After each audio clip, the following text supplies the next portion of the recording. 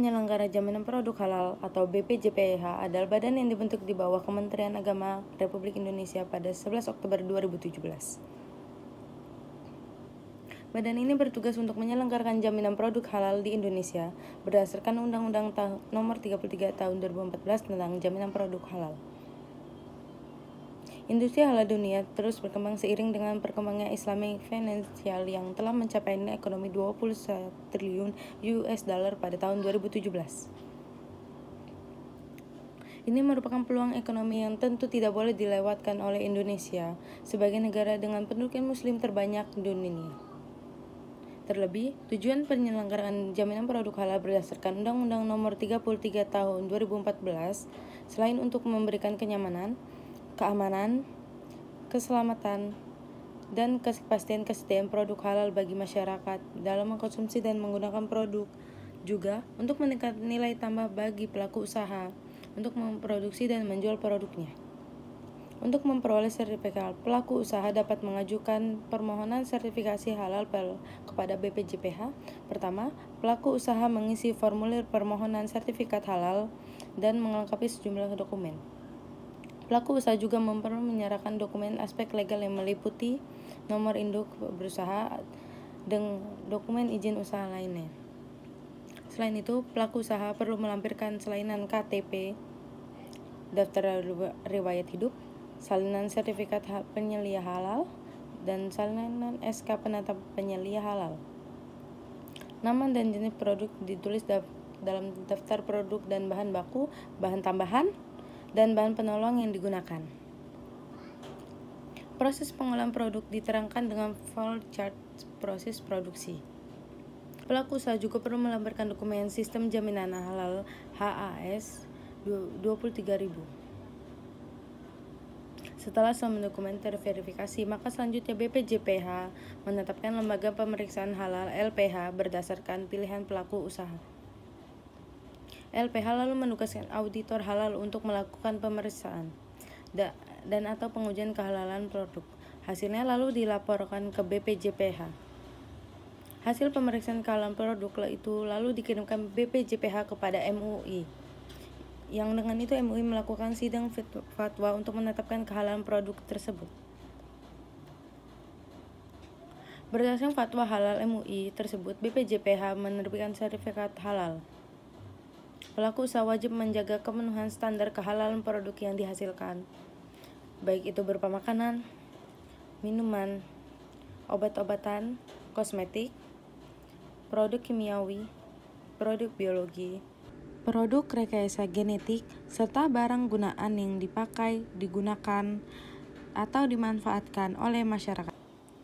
Dengan jaminan produk halal, produk Indonesia diharap memiliki nilai tambah secara ekonomi dan semakin mampu bersaing dalam perdagangan global dan berkontribusi pada pertumbuhan ekonomi Indonesia.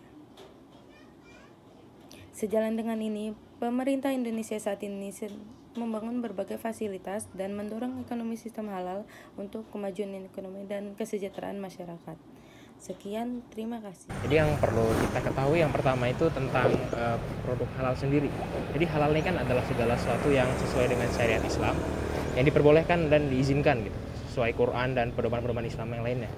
Nah, di produk sendiri, khususnya hari ini kita produk kosmetika, itu berarti sediaan atau bahan-bahannya ini sesuai dengan syariat Islam.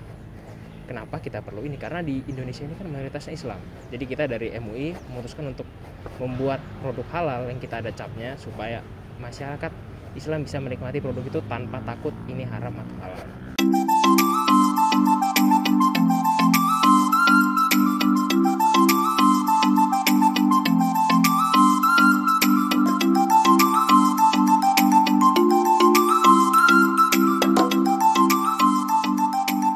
Kita menjual produk halal ya? Iya, karena peluang penjualan produk halal di Indonesia lumayan besar.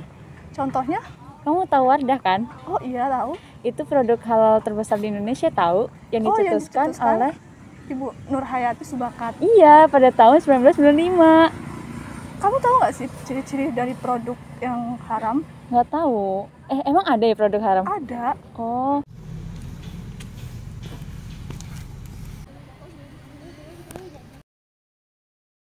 Permisi Kak. Oh iya Pak. Ada yang bisa kami bantu Pak?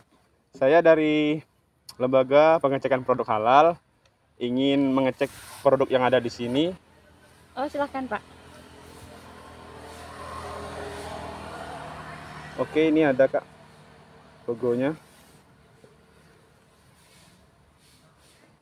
Ini ada. Oke.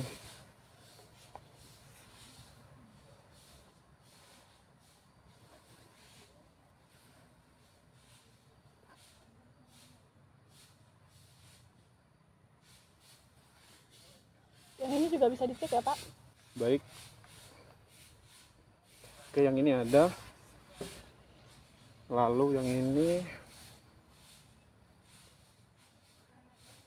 Maaf Kak, ini sepertinya tidak ada logo halalnya. Apakah benar Pak? Benar? Boleh saya lihat? Oke, baik.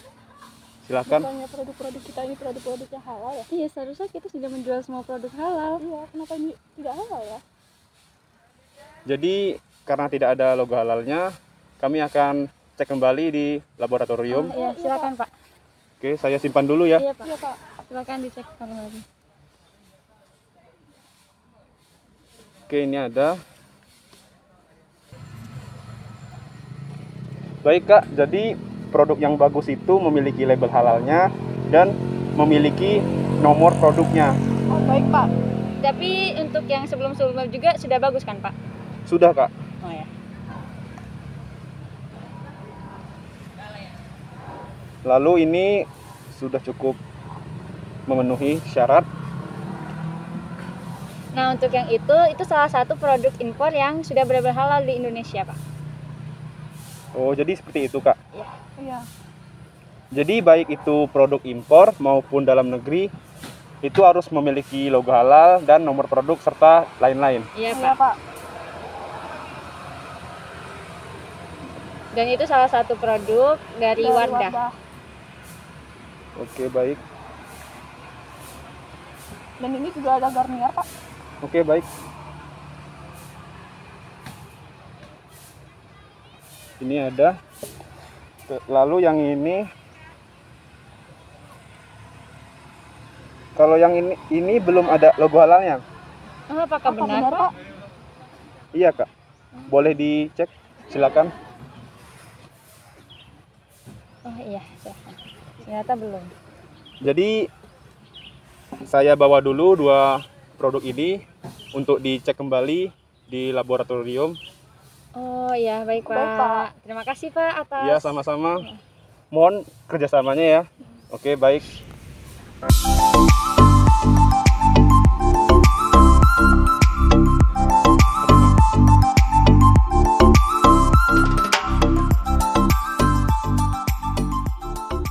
Ya, kami bahkan di Korea juga menggunakan produk-produk halal seperti dari Innisfree yang sudah jelas kehalalannya bersertifikasi halal.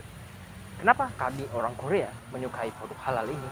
Karena mungkin setiap orang berpikir bahwa di Korea kebanyakan adalah non-Islam, tapi kami menyukai ini karena menurut kami sudah dicek lebih dari sekali, sehingga ini lebih aman dan jelas serta halal untuk digunakan.